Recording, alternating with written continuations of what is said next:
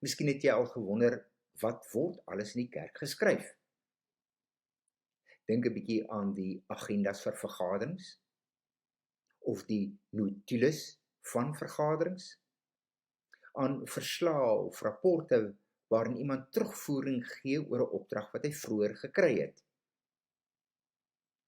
Weet jy dat elke persoon wat in 'n gemeente gedoop word, se naam in 'n doopregister aangeteken moet word?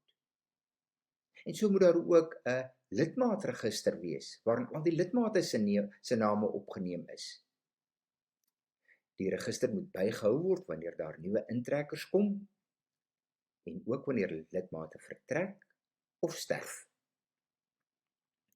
Wat van die blaadjies wat Sondae uitgedeel word, of op elektroniese borde verskyn, of elektronies uitgestuur word?